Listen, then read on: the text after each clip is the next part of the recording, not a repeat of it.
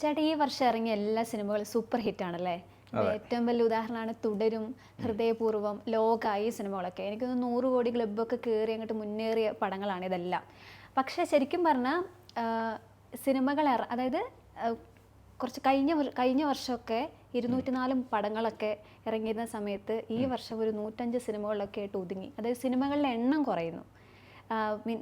100 കോടി ക്ലബ്ബിലൊക്കെ കയറുന്നുണ്ടെങ്കിലും സിനിമകളുടെ എണ്ണം കുറയുന്നു.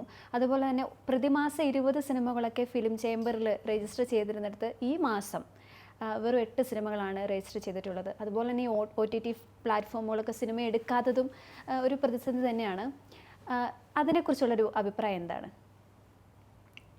സിനിമ, നമ്മുടെ മലയാള സിനിമ വലിയ പ്രതിസന്ധിയിലാണ് യഥാർത്ഥത്തിൽ. നമ്മൾ ഈ കാണുന്നത് പോലെയല്ല. നമ്മൾ കണ്ടപ്പോൾ ലോക 300 കോടിയൊക്കെ കടന്നതിൻ്റെ ആഘോഷമുണ്ട്. അതുപോലെ തുടരും, ഹൃദയപൂർവ്വം, ഈ പറഞ്ഞ സിനിമകളൊക്കെ, പിന്നീട് വന്ന സിനിമകളുമൊക്കെ വിജയിച്ച സിനിമകൾ കുറേ സിനിമകളുണ്ട്. പക്ഷേ നമ്മൾ സിനിമ എന്ന് പറയുമ്പോൾ നമുക്ക് പെട്ടെന്ന് ഓർമ്മ വരുന്ന ആരെ ഓർമ്മ വരും? നമ്മുടെ സ്റ്റാർസിനെ. അപ്പം പിന്നെ ഇപ്പോൾ ആളുകൾക്ക് ഡയറക്ടേഴ്സിനെ, അല്ലെങ്കിൽ സ്ക്രിപ്റ്റ് റൈറ്റേഴ്സ്, DOP ചെയ്യുന്ന ആളുകൾ, അവരെയൊക്കെ, അല്ലെങ്കിൽ മ്യൂസിക് ഡയറക്ടർ. കാരണം അത് ഈ റിവ്യൂവേഴ്സ് വന്നതിന് ശേഷമാണ് അതൊക്കെ ആളുകൾ അറിയാൻ തുടങ്ങിയത്. അപ്പോൾ അവരാണ് സിനിമ എന്നാണ് നമ്മൾ പൊതുവേ ധരിച്ചു വച്ചിരിക്കുന്നത്. പക്ഷേ അവരല്ലാതെയുള്ള തൊഴിലാളികളുണ്ട്. ഏകദേശം 5000-ലേറെ തൊഴിലാളികൾ മലയാളത്തിൽ ബാറ്റ വാങ്ങി ജോലി ചെയ്യുന്നുണ്ട്. അപ്പോൾ അവർക്ക് വേണ്ടിയിട്ടൊക്കെയാണ് യഥാർത്ഥത്തിൽ മാക്ട എന്നൊക്കെ പറഞ്ഞ സംഘടനകളൊക്കെ ഉണ്ടാവുകയും സമരങ്ങളൊക്കെ നടക്കുകയൊക്കെ ചെയ്തു. ലൈറ്റ് ബോയ് ഉണ്ട്, അതുപോലെ മേക്കപ്പ് ആർട്ടിസ്റ്റുകൾ ഉണ്ട്, കോസ്റ്റ്യൂം ആർട്ട്, അവരുടെ അസിസ്റ്റൻറ്റുമാരുണ്ട്, അതുപോലെ ആർട്ട്, അപ്പോൾ ഡ്രൈവർമാർ, ഇങ്ങനെ ഒട്ടേറെ തൊഴിലാളികൾ ഈ സിനിമാ രംഗത്ത് പ്രവർത്തിക്കുന്നുണ്ട്. അവരെല്ലാം വയറ്റത്തടിച്ചിരിക്കുകയാണ്. ഈ അഞ്ജന പറഞ്ഞതുപോലെ 2024 207 സിനിമകളാണ് റിലീസ് ചെയ്തത്. പക്ഷേ ഈ വർഷം ഇപ്പോൾ തീരാൻ പോകുന്ന സമയത്ത് 150 എന്നുള്ള എണ്ണം തികച്ചാലായി എന്നുള്ളത് നമുക്കറിയാം. കഴിഞ്ഞ 2-3 വർഷമായിട്ട് ആ കോവിഡിന് ശേഷമൊക്കെ ഉള്ള ഒരു കാലത്തൊക്കെ എന്ന് പറഞ്ഞാൽ ഇങ്ങനെ സിനിമകളുടെ കുത്തൊഴുക്കായിരുന്നു. തിയേറ്ററിൽ ഒരെണ്ണം വരുന്നു, അടുത്ത ദിവസം നമ്മൾ ഇന്നത് കാണാമെന്ന് വിചാരിച്ച് നോക്കുമ്പോൾ അത് മാറി വേറൊരെണ്ണം വരുന്നു. അങ്ങനെ സിനിമകൾ ഇങ്ങനെ വന്നുകൊണ്ടിരുന്നു. അതിൻ്റെ പ്രധാനപ്പെട്ട കാര്യം OTT പ്ലാറ്റ്ഫോം വന്നു. OTT പ്ലാറ്റ്ഫോം വന്നപ്പോൾ ഏത് സിനിമയും അവരെടുക്കും, കാശ് കൊടുക്കും. അപ്പോൾ എല്ലാവരും OTT പ്ലാറ്റ്ഫോമിന് വേണ്ടി സിനിമ എടുക്കാൻ തുടങ്ങി. തിയേറ്ററിന് വേണ്ടിയിട്ടല്ല, OTTക്ക് വേണ്ടി സിനിമ എടുക്കുക എന്നുള്ള രീതിയിലേക്ക് ഈ ഡയറക്ടേഴ്സൊക്കെ, പുതിയ ഡയറക്ടേഴ്സിനൊക്കെ അത് വലിയൊരു സൗകര്യമായി. അവർക്കും ഇപ്പോൾ തിയേറ്റർ കിട്ടാൻ വേണ്ടിയിട്ട് സിനിമ എടുത്ത് പ്രൊഡ്യൂസർ എടുത്ത് പോയി കെഞ്ചി, അല്ലെങ്കിൽ ഒരു നടനെ ചെന്ന് കാണുക, അങ്ങനെയൊക്കെ ഉള്ളതൊക്കെ ഒഴിവാക്കിയിട്ട് അവർ ഇങ്ങനെ സിനിമ എടുക്കാൻ തുടങ്ങി. അപ്പോൾ OTTയിൽ കുറേ സിനിമകൾ വരുന്നു. കുറേയൊക്കെ വന്നു, ആളുകളെ കണ്ടു, പിന്നെ ആളുകൾക്ക് മടുപ്പായി. ഈ നമ്മുടെ മലയാളത്തിൽ വലിയ ഹിറ്റായ സിനിമകളൊക്കെ ഉണ്ട് OTT റിലീസ് ചെയ്തതാണ്. മിന്നൽ മുരളി OTT റിലീസായിരുന്നു. അത് തിയേറ്ററിൽ റിലീസ് ചെയ്തിരുന്നെങ്കിൽ അത് വലിയ വിജയം, അത് വിജയമാണ്. പക്ഷേ തിയേറ്ററിലായിരുന്നെങ്കിൽ റെക്കോർഡ് വിജയമാകുന്ന ഒരു സിനിമയായേനെ. അപ്പോൾ അങ്ങനെ കുറേ സിനിമകളിങ്ങനെ വന്നു. OTTയിൽ നിന്ന് നല്ല കാശ് കിട്ടി. പക്ഷേ കോവിഡൊക്കെ മാറിക്കഴിഞ്ഞപ്പോൾ ആളുകൾ എന്ത് ചെയ്തു? കോവിഡ് സമയത്ത് ആളുകൾക്ക് പ്രത്യേകിച്ച് എങ്ങോട്ട് പോകാനില്ലല്ലോ. അപ്പോൾ വീട്ടിൽ തന്നെ ഇരുന്ന് സിനിമ കണ്ടുകൊണ്ടിരിക്കും. പിന്നീട് അവരുടെ കാര്യങ്ങൾക്കായിട്ട് പോയി തുടങ്ങി, ജോലിക്കായി പോയി തുടങ്ങി, വീട്ടുകാര്യങ്ങളിൽ ശ്രദ്ധ കൊടുത്തു, അങ്ങനെ പല തിരക്കായി. അപ്പോൾ OTTയിൽ സിനിമ കാണാൻ, നല്ല സിനിമയാണെങ്കിൽ മാത്രം കാണുക എന്നുള്ള രീതിയിലേക്ക് OTTയിൽ സിനിമ കാണുന്ന പ്രേക്ഷകർ മാറി. അപ്പോൾ OTT പ്ലാറ്റ്ഫോമിൽ അത്രയും തുക കൊടുത്ത് അവർ സിനിമ എടുക്കാതായി. അങ്ങനെ എടുക്കാതായപ്പോൾ ഈ സിനിമാ താരങ്ങൾ എന്താ ചെയ്തത്? OTTയിൽ സിനിമ വന്നു, എല്ലാ സിനിമയും OTT എടുത്തുകൊണ്ടിരുന്ന സമയത്ത് അവരുടെ പ്രതിഫലം കുത്തനെ കൂട്ടി. ഇപ്പം 50 ലക്ഷം വാങ്ങിക്കുന്ന ആൾ 1 കോടിയാക്കി. പക്ഷേ ഈ OTT പ്ലാറ്റ്ഫോമിൽ ഇപ്പോൾ അവർ സിനിമ എടുക്കുന്നില്ല. അതിൻ്റെ പ്രധാന കാര്യം, ഒന്ന്, സിനിമ തിയേറ്ററിൽ വിജയിക്കുന്ന സിനിമ മാത്രമേ അവരെടുക്കുന്നുള്ളൂ. രണ്ടാമത്തെ കാര്യം, പ്രേക്ഷക അഭിപ്രായം. ഇനി അഥവാ വലിയ വിജയമായില്ല എങ്കിൽ പോലും നല്ല സിനിമയായിരുന്നു എന്ന് പ്രേക്ഷകർ പറയുന്ന സിനിമകൾ, ഈ 2 കാറ്റഗറിയിലുള്ള സിനിമകൾ മാത്രമേ അവരെടുക്കുന്നു. മലയാളത്തിലെ എല്ലാ OTT പ്ലാറ്റ്ഫോമുകളും ചേർന്ന് ഒരു വർഷം ഇപ്പോൾ ഏകദേശം 25 സിനിമയെ എടുക്കുന്നുള്ളവരും. നേരത്തെ അങ്ങനെ ആയിരുന്നില്ല. പിന്നെ നമുക്ക് സാറ്റലൈറ്റ് അവകാശം ഉണ്ടായിരുന്നു. ഈ സാധാരണ പ്രൊഡ്യൂസർമാരെ ചെന്ന് കാണുന്നത്, അവർ കണക്കൊക്കെ അവതരിപ്പിക്കുന്ന സാറ്റലൈറ്റ് ഇത്ര കിട്ടും, OTT ഇത്ര കിട്ടും എന്നൊക്കെ പറഞ്ഞിട്ടാണല്ലോ.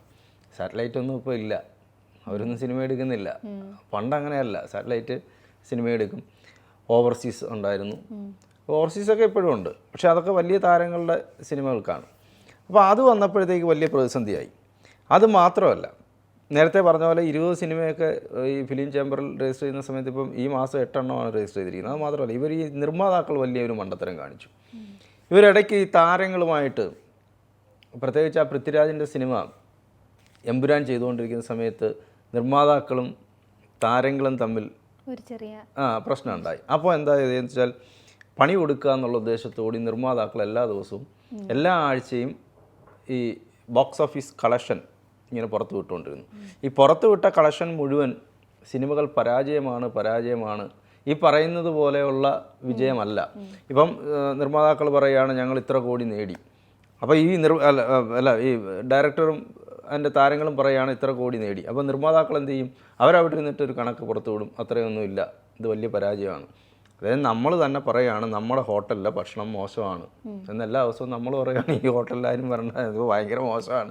മുതലാളി എന്നെ വിളിച്ച് പറഞ്ഞാൽ ആരെങ്കിലും കയറും. അതുകൊണ്ട് നമ്മുടെ അവരെ ഇതുപോലെയാണ് ഒരു മുതലാളി ഉണ്ടായിരുന്നത്. അയാൾ എല്ലാ ദിവസവും ഉച്ചയ്ക്ക് ആ ഹോട്ടലിൽ നിന്ന് ഉച്ച സമയമാകുമ്പോൾ പുള്ളി അങ്ങ് പോവും. 1 മണി സമയത്ത് 1:30 മണി സമയത്തേക്ക്, ആ സമയത്താണ് മുതലാളി കൗണ്ടറിൽ ഇരിക്കേണ്ടത്. അയാളങ്ങ് പോവും, വീട്ടിൽ പോവും. അപ്പോൾ അന്വേഷിച്ച് വന്നപ്പോൾ എന്താ, പുള്ളി അവിടുന്ന് ആ പുള്ളിയുടെ ഹോട്ടലിൽ നിന്ന് ഭക്ഷണം കഴിക്കില്ല, പുള്ളി വീട്ടിൽ പോയ ഭക്ഷണം കഴിക്കും. അപ്പം എന്ന് പറഞ്ഞ പോലെ, അതായത് ആ ഹോട്ടലിലെ ഭക്ഷണം മോശമായതുകൊണ്ടാണ് പുള്ളി പോകുന്നത് എന്ന് പറഞ്ഞ പോലെയാണ് ഈ നിർമ്മാതാക്കൾ ഇങ്ങനെ റിപ്പോർട്ട് പുറത്തു വിടാൻ തുടങ്ങി. അതോടുകൂടി അപ്പോൾ നമുക്ക് ഈ പ്രൊഡ്യൂസർമാർ വരുന്നത് അവർക്ക് ലാഭമാണ്. എല്ലാവരും സിനിമ പിടിക്കുന്നത് അവരുടെ ഇറക്കുന്ന കാശ് തിരിച്ചു കിട്ടണം, അതിനാണല്ലോ, ലാഭം ഉണ്ടാകാൻ വേണ്ടിയിട്ടാണ്. ഇപ്പം നഷ്ടമാണെന്ന് നിർമ്മാതാക്കൾ തന്നെ പറഞ്ഞു തുടങ്ങിയപ്പോൾ പ്രൊഡ്യൂസർമാർ പതുക്കെ പിൻവലിഞ്ഞു, സിനിമ പിടിക്കാൻ ആളുകൾ വരാതായി. അതും ഇതിനകത്തൊരു പ്രധാനപ്പെട്ട കാര്യമാണ്.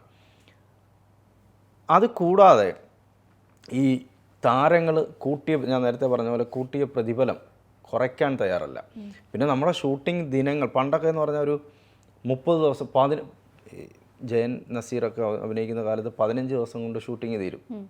15 ദിവസം കൊണ്ട് ഷൂട്ടിങ് തീർന്നവർ അടുത്ത പടത്തിലേക്ക് പോവുകയാണ്. പിന്നെ അതൊരു 30 ദിവസമായി, പിന്നെ അത് 45ആയി, ഇപ്പോൾ 80 ദിവസം 90 ദിവസമൊക്കെയാണ് ഒരു പടത്തിൻ്റെ ഷൂട്ടിങ്. അത് മാത്രമല്ല, ആദ്യം ഒരു പ്രോജക്റ്റാണല്ലോ, ഈ പ്രോജക്റ്റിൽ ഒരു ബഡ്ജറ്റ് ഉണ്ടാവും, ഇത്ര ദിവസം കൊണ്ട് തീരും, ഇത്ര കോടി രൂപ ചിലവാകും. പക്ഷേ ഷൂട്ട് തുടങ്ങി, പണ്ട് എന്ന് പറഞ്ഞാൽ ഫിലിമാണ്, ഈ ഫിലിമിനാണ് ഇത്ര അടി ഫിലിമിന് റേറ്റ് മാറിക്കൊണ്ടിരിക്കും. ഇപ്പോൾ ഫിലിമല്ല, ഇപ്പോൾ ഡിജിറ്റലാണ്. അപ്പോൾ എത്ര വേണമെങ്കിലും ഒരു നടനെ വെച്ചിട്ട് നിങ്ങൾക്ക് 8 സംഭവം, ഒരു 8 എണ്ണം എടുപ്പിക്കാം, ആ സീനിൽ ഒരു 8 സാധനം ചെയ്യിക്കാം, ആ 8-ൽ ഇഷ്ടപ്പെട്ട ഒരെണ്ണം ഡയറക്ടർക്ക് ഉപയോഗിക്കാം. അങ്ങനെയൊക്കെയാണ് ഇപ്പോൾ സിനിമ പിടിക്കുന്നത്. അങ്ങനെ തന്നെ ഒരു ദിവസം അങ്ങ് പോകും. അപ്പോൾ മനസ്സിലായോ, ആ ഒരു ദിവസം അങ്ങനെ അങ്ങ് പോവുക. അങ്ങനെ ഒരു 50 ദിവസം എന്ന് പറഞ്ഞു തുടങ്ങിയിട്ട് 100 ദിവസം വരെ ഇത് കൊണ്ടുപോകും. അങ്ങനെയും പ്രൊഡ്യൂസർക്ക് നഷ്ടം. അങ്ങനെ കുറേ പ്രൊഡ്യൂസർമാർ പരാതിയുമായി രംഗത്ത് വന്നു. അതെല്ലാം കഴിഞ്ഞ് ഇപ്പോൾ ഈ താരങ്ങൾ പ്രതിഫലം കുറയ്ക്കുന്നില്ല എന്നുള്ളൊരു പ്രശ്നം വരുന്നു. അപ്പം ചിലവ് കൂടുന്നു. അത് കഴിഞ്ഞ് സിനിമകളുടെ എണ്ണം കുറയുന്നു. സിനിമകളുടെ എണ്ണം കുറയുന്നെങ്കിലും നമ്മൾ നോക്കുമ്പോൾ സ്ക്രീനുകളുടെ എണ്ണം കൂടിക്കൊണ്ടിരിക്കുന്നു. അതാണ് കാണുന്ന വിരോധാഭാസം. സിനിമകളുടെ എണ്ണം കുറയുമ്പോഴും സ്ക്രീനുകളുടെ എണ്ണം കൂടുകയാണ്. അതായത് നമ്മളൊരു ചെറിയ ടൗണിൽ പോലും സാങ്കേതിക മികവുകൾ, അപ്പോൾ സിനിമ കാണാൻ പോകുന്നത് അത്രയും പിന്നെ ശബ്ദത്തിന് അത്രയും ക്വാളിറ്റി ഉണ്ടാകണം, ദൃശ്യ മികവ് ഉണ്ടാകണം, ഇതെല്ലാം നോക്കിയിട്ടാണ് ആളുകൾ സിനിമയ്ക്ക് പോകുന്നത്. പണ്ടൊക്കെ പോയി ഓലപ്പുരയിൽ പോയിരിക്കും. ഈ ഓലക്കൊട്ടൊക്കെ ഞാൻ ചെറിയ പ്രായത്തിലൊക്കെ ചെന്നിരിക്കുമ്പോൾ ഇങ്ങനെ തൂണ് കാണും. ഞാൻ പോയിട്ടുള്ള ഒരു തിയേറ്ററിൽ, ഞങ്ങളുടെ അവിടെ തിയേറ്ററുണ്ട്, അവിടെ ന്യൂ തിയേറ്റർ എന്ന് പറഞ്ഞൊരു തിയേറ്ററുണ്ട്, അവിടെ 3 തിയേറ്റർ ഉണ്ടായിരുന്നു. അതൊക്കെ അന്ന് ഇപ്പോൾ ഇല്ല. Raja theatre, new theatre, SB talkies. അതിനകത്ത് തമ്മിൽ ഭേദം എന്ന് പറയുന്നത് SB ടാക്കീസാണ്. കാരണം SB ടാക്കീസിന് ബാൽക്കണിയൊക്കെ ഉണ്ട്, അവിടെ കയറാം. പിന്നെ ഫ്രണ്ടിൽ ബെഞ്ചോ അങ്ങനെ ഒക്കെ ഉണ്ട്. അപ്പോൾ ഈ ന്യൂ തിയേറ്ററിൽ ഇങ്ങനെ തൂണ് കാണും. അപ്പോൾ ഇവിടെ കസേര കിട്ടുന്നവനൊന്നും കാണത്തില്ല, കാരണം തൂണിൻ്റെ മറവ് കാരണം പിന്നെ സ്ക്രീൻ കാണുന്നത് എങ്ങനെ, അങ്ങനെയൊക്കെ ഉണ്ടായിരുന്നു. ആ കാലമെല്ലാം മാറി, മികച്ച തിയേറ്ററുകൾ വന്നു. അപ്പോൾ ആളുകൾ സിനിമ കാണാനായി തിയേറ്ററുകളിലേക്ക് പോകുന്നു. പിന്നെ ചില സിനിമകൾ നമ്മൾ കാണേണ്ടത് തിയേറ്ററിൽ തന്നെയാണ് എന്നുള്ള ചിന്ത ആളുകൾക്കും ഉണ്ട്. ഇപ്പം ചിലതൊക്കെ ടെലഗ്രാമിൽ നമ്മൾ കാണും. പക്ഷേ ടെലഗ്രാമിൽ കാണുന്നതിനേക്കാൾ നല്ലത് തിയേറ്ററിൽ പോയി കാണേണ്ട. അപ്പോൾ ലോക അതൊരു തിയേറ്റർ എക്സ്പീരിയൻസ് ആണ്. അല്ലെങ്കിൽ കാന്താര അത് തിയേറ്ററിൽ കാണേണ്ട ഒരു സിനിമയാണ്. പിന്നെ ചില സിനിമകൾ, ഇപ്പോൾ തുടരും, മോഹൻലാലിൻ്റെ സിനിമ തുടരും, അത് വലിയ അഭിപ്രായം നേടി. അപ്പോൾ എന്താ, ആളുകൾ തിയേറ്ററിലേക്ക് പോയി. അതുവരെ കാണാത്ത അല്ലെങ്കിൽ നേരത്തെ ഉണ്ടായിരുന്ന മോഹൻലാൽ തിരിച്ചു വന്നിരിക്കുന്നു. അപ്പോൾ എങ്ങനെയൊക്കെ തിരിച്ചു വന്നു എന്നറിയാൻ ആളുകൾ തിയേറ്ററിലേക്ക് പോയി. അങ്ങനെയൊക്കെ ചില സിനിമ, ഇപ്പോൾ ജയിലർ സിനിമ അതൊരു തിയേറ്റർ എക്സ്പീരിയൻസ് ആണ്. അതായത് ചെറിയ ചില സംഭവങ്ങൾ പോലും ആ വലിയ സ്ക്രീനിൽ കാണണം, എന്നാൽ മാത്രമേ നമുക്കത് അതിൻ്റെ ഒരു എഫക്റ്റ് കിട്ടുകയുള്ളൂ. അല്ല ചെറിയ സ്ക്രീൻ നമ്മൾ ഇത്രയുള്ള സ്ക്രീനിൽ കണ്ടാൽ അത് കിട്ടില്ല.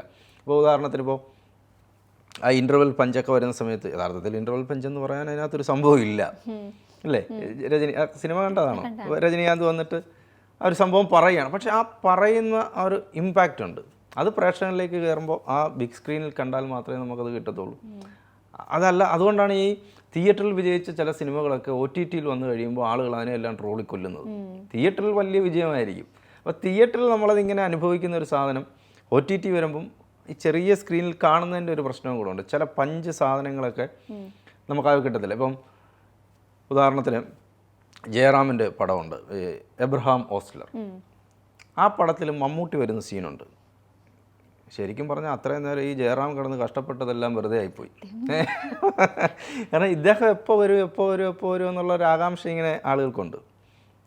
ശരിക്കും പുള്ളി ഇങ്ങനെ വരുന്ന ആ BGM ഈ സാധനം എല്ലാം കൂടെ ചേർത്തിട്ട് പുള്ളി ഇങ്ങനെ വരുന്ന ഒരു വരവുണ്ട്, ഒരു എൻട്രി ഉണ്ട്. അത് മാസ് എൻട്രിയാണ്. അദ്ദേഹം നായകനായി അഭിനയിച്ച സിനിമകളിൽ പോലും പലപ്പോഴും അങ്ങനെ ഒരു മാസ് എൻട്രി ഉണ്ട്. എന്നാലും ഈ അടുത്ത കാലത്തൊക്കെ അദ്ദേഹം ഇങ്ങനെ വരുന്ന, മമ്മൂട്ടി വരുന്ന ഒരു വരവുണ്ട്, ആ BGM. അത് ശരിക്കും പറഞ്ഞാൽ നമ്മൾ തിയേറ്ററിൽ പോയി കാണണം. തിയേറ്ററിലാണ് അത് അനുഭവിക്കേണ്ടത്. അപ്പോൾ ഉണ്ടാകുന്ന ഒരു ആളുകൾക്കുണ്ടാകുന്ന ഒരു ആവേശവും ആ നായകനെ ശരിക്കും പറഞ്ഞാൽ അതിനകത്ത് പ്രതിനായകനാണത്, പുള്ളിയാണ് വില്ലൻ. ആ വില്ലൻ വരുമ്പോൾ ഉള്ള ഒരു ആവേശമുണ്ട്. അപ്പോൾ അതൊക്കെ നമ്മൾ തിയേറ്ററിൽ അനുഭവിക്കേണ്ട കാര്യങ്ങൾ. പിന്നെ ആദ്യ ദിവസങ്ങളിലൊക്കെ പോയാൽ അവിടെ കയ്യടിയൊക്കെ കാണാം അല്ലേ? അതൊക്കെ തിയേറ്റർ വേറൊരു ലോകമാണ്. ആദ്യ ദിവസങ്ങളിൽ പോവുക, അത് അനുഭവിക്കാൻ ചില ആളുകൾക്ക് അതൊക്കെ ബുദ്ധിമുട്ടാണ്. ചെന്നിരിക്കുമ്പോൾ ആളുകളുടെ കയ്യടി, ആളുകളുടെ ബഹളം, അല്ലെങ്കിൽ ആളുകളിങ്ങനെ ഇതൊക്കെ വാരി എറിയുന്നു, അതൊക്കെ ചിലർക്കത് ഇഷ്ടമല്ല. അങ്ങനെയുള്ളവർ പോകണ്ട, അല്ലാതെ അതൊക്കെ ആസ്വദിക്കാൻ കഴിയുന്നവർ പോയാൽ മതി. എന്നാൽ നമ്മൾ വിഷയത്തിലേക്ക് വരാം. അപ്പോൾ ഇപ്പോൾ നമ്മൾ കേരളത്തിൽ ഈ 625 സ്ക്രീനുകളാണുള്ളത്. നേരത്തെ 1400 സ്ക്രീൻ ഉണ്ടായിരുന്നു പല ക്ലാസ്സിലായിട്ട്. 625 അതെല്ലാം ഇപ്പോൾ ടോപ്പ് ക്ലാസ്സാണ്. എല്ലാം ഇപ്പോൾ തിയേറ്റർ നോക്കിക്കഴിഞ്ഞാൽ എല്ലാം ടോപ്പ് ക്ലാസ്സാണ്. പഴയതുപോലെ പണ്ട് A-B-C ഇങ്ങനെ 3 കാറ്റഗറി ആയിരുന്നു. അതായത് A ക്ലാസ് തിയേറ്ററിലാണ് പടങ്ങൾ റിലീസ് ചെയ്യുന്നത്. അത് 36 മറ്റോ ഉണ്ടായിരുന്നുള്ളൂ. ആ A ക്ലാസ് തിയേറ്ററിൽ റിലീസ് ചെയ്യും. റിലീസ് ചെയ്തിട്ട് കുറച്ച് നാൾ ഓടിക്കഴിഞ്ഞിട്ട് B ക്ലാസ്സിലേക്ക് വരും. അതും കഴിഞ്ഞിട്ട് ഈ ഗ്രാമപ്രദേശങ്ങളിലാണ് C ക്ലാസ് ഉള്ളത്. അപ്പോൾ അവിടേക്ക് വരും.